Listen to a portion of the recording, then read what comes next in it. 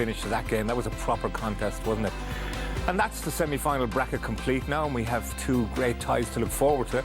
On Tuesday, it's Spain against the World Cup finalist France, and then on Wednesday, game 101 for Gareth Southgate as the England team now face the Netherlands. So here we are, a tournament coming to an end in a way, and that was more of a contest, wasn't it? That last 20 minutes was a proper game of football.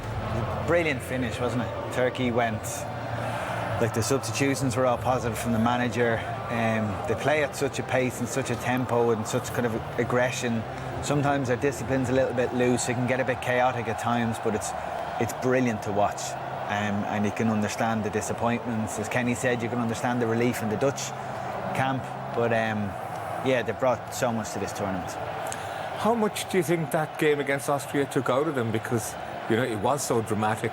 They had to go to the well again emotionally. They went ahead in this game, but just didn't have enough in the end. Yeah, I'm not too sure, Tony, because the first half they controlled the game, and I was mighty impressed with them in the first half, the way they controlled the game. The Dutch hardly had any goal-scoring opportunities, and their passion, how aggressive they were, and how hard they made it for the Dutch. It was exceptional, and I'm not sure it was down to fatigue or maybe heavy legs. Obviously, Weghorst coming on changed the dynamics of the game because they went a bit more direct, and then they conceded a poor goal, a cheap goal really, off a set piece, and then an own goal where, you know, it's a good cross, but it's unfortunate as well. And then they came back again and had one or two brilliant opportunities to equalise. So, yeah, huge credit to Turkey, the way they played. I think they've been a breath of fresh air in a tournament where a lot of big nations failed to impress.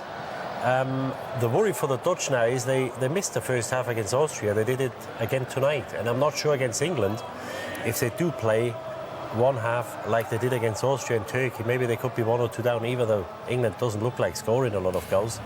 But I think if they cut that out, I think they've got a huge opportunity to go to the final. I'd probably say I do fancy them to knock England out and go to the final. There's Koeman there. How much credit does he deserve after the changes that he made? He saw there was a problem and he fixed it. Yeah, and it's not the first time we've seen Ronald Koeman make changes. You know, we criticise Southgate, I suppose, and a few other managers for not making the changes quick enough. But he's made changes in this tournament in the first half even. He's made changes at half-time, and again, these substitutions tonight have proved the right decision to make, and I think that's quite refreshing. I think especially for fans, we all think, oh, the manager's got the mildest touch and all, but, you know, Ronald Koeman strikes me as, if it's not working, then you're coming off, I'm going to try something different. And I think fans actually like that, you know, and obviously they're enjoying the night. They'll look at England and England's performance and think we've got a great chance of getting to a final. Because he looked quite angry as well. He was angry in the first half. As Didi rightly says, the first half they were terrible. The Dutch were really poor in the first half, and you could see at half-time, and even before half-time, Ronald Koeman said to 2 or 3 of his subs, right, lads, get out and get warmed up, because I'm making changes at half-time. You know, we have to be better second half. And I think that's a really good trait for the manager. Because even the players who start against England, for example, know they have to be at a level. Because if they're not, he'll drag them off. I think it's the only way. This is the way it should be. If you don't perform, somebody else has to get a chance. You've got 15 players sitting out there. They're raring to go. They want to come on. And if people underperform and you keep playing the same players, not taking them off, it obviously does something with you, because you get disillusioned. You think, what needs to happen for me to come on? Now, these Dutch players know, if we play badly in the first half, the guys on the bench, they know 2 or 3 of us might come on or will come on. And the other thing is, remains to be seen, because England's been to extra time again today. In fact, now the Dutch are the only semi-finalists not to have gone to extra time. And if this is England, they equalise, and he probably brings a defender on and says, shut up shop, we go to extra time, tire them out. If we can win it, great. If not, we take them to penalties. This guy says, no, we go, brings players on, he wants to win their game, and they did. And it saved him half an hour. So your view of the Dutch then, Richie, are they good enough to go all the way?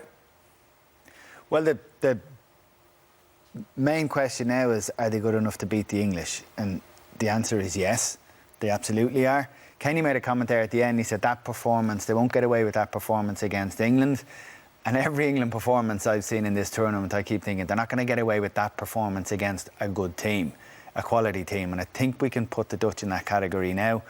I do like Koeman's approach. It is different from Southgate. Forget reputations, forget previous performances, forget captain armbands, forget anything. If you're not playing well, you come off, and I think that's a sign of strong management.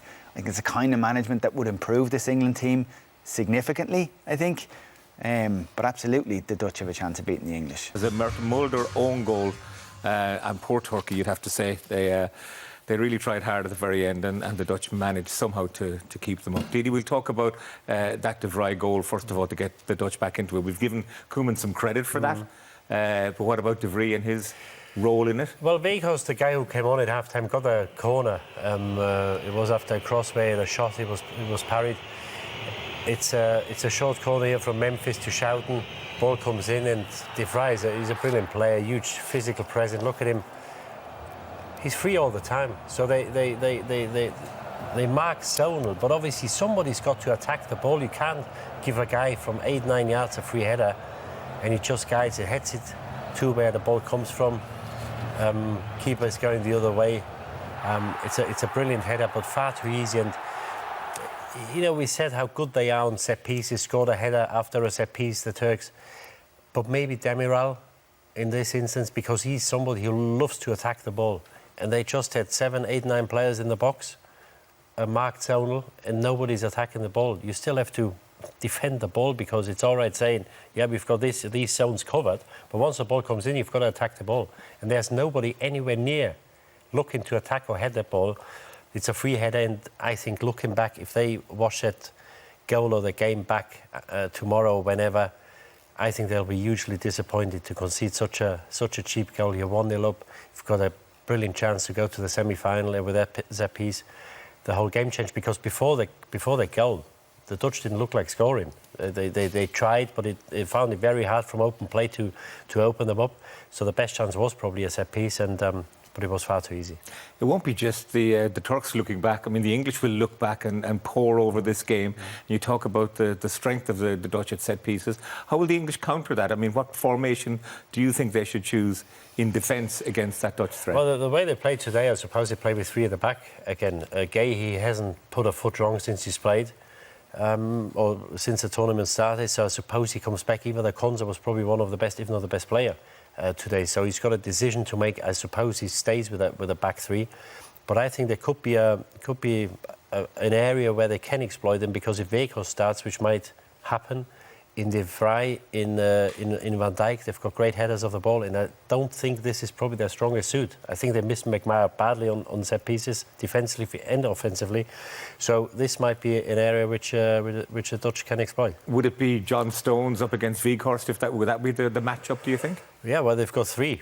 You know, De Vrij and Van Dijk are probably as good a header as Weghorst is.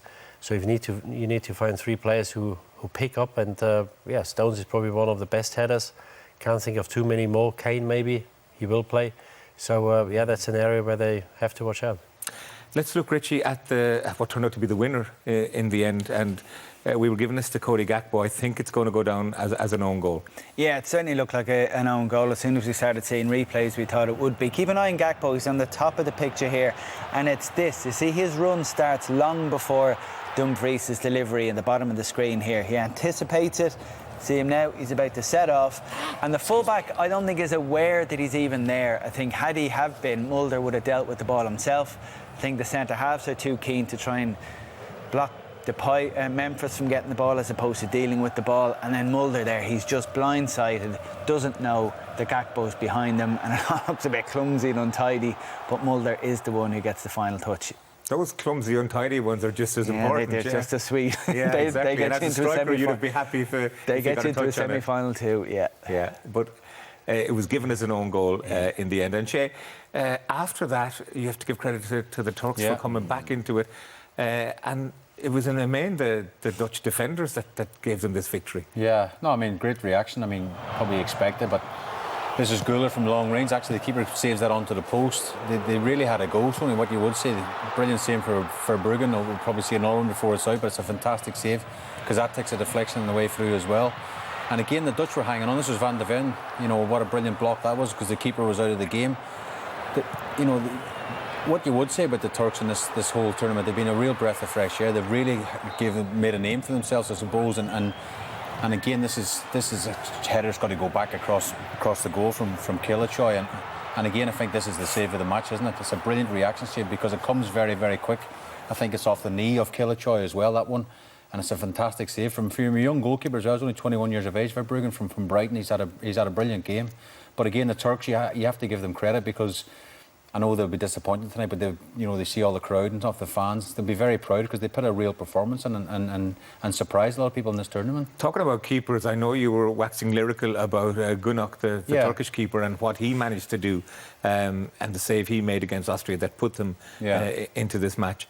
He played well tonight as well. Yeah. But, for Verbruggen, the quality of keeping overall in this tournament? Been good, yeah. Been really good. Obviously, the Gunok save from the last game was probably the highlight, the best save of the tournament, I would say, or maybe even this season. It was a fantastic save. But Verbruggen again, because there was experience back for the Dutch and they've got lots of quality. But for me, before the tournament, there's a few question marks over Verbruggen. Not because he's a bad goalkeeper, just because he's young. It's his first major tournament for his country. There's all these questions, Does he get the nod ahead of Flecken, for example? You give them the nod, and you can see why Koeman tonight gave him the nod as well, because he's really grown into that position, made him the jersey number one, so he's done really well. Yeah. That Gunok save was... Gunok's save was unbelievable. There was so much to it. I mean, it was a fantastic save, and in the days after, I was raving about it on the TV. Didi was trying to say that what's his name again? Baumgartner should have scored, but I think that they done everything right. He had the back where it came from.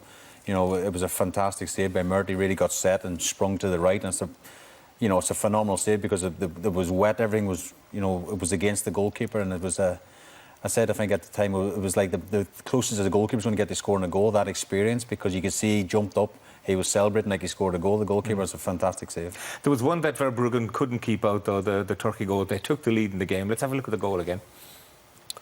Yeah, and deservedly so. Van Dijk is actually the one heading it. We see Van Dijk now is the first defender here on the near post, and then there's nobody back. This is, I think, an area where they need other players. They've got Dumfries, they've got De Vrij, they've got so many good headers of the ball, but you feel whenever the cross comes in, Van Dijk is the most likely one to clear it. He cleared the first one, then he's missing at the back post, and it's a fantastic header by the man, Kaidin, who's come in for the suspended Demiral.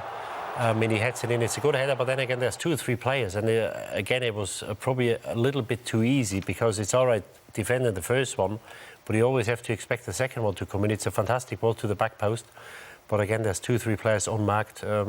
Too easy. Set pieces could decide these semi-finals? Well, it's amazing if you go through all the games, and then sometimes it gets overlooked, but again... France haven't scored a goal yet. No, France haven't scored, and of course, we talked about the Turkey before tonight's game. Their last 2 goals came from a set play. The goal tonight, set plays again, are so important, and sometimes managers and coaches overlook them, Tony, and I think it's a huge part of the game. Okay.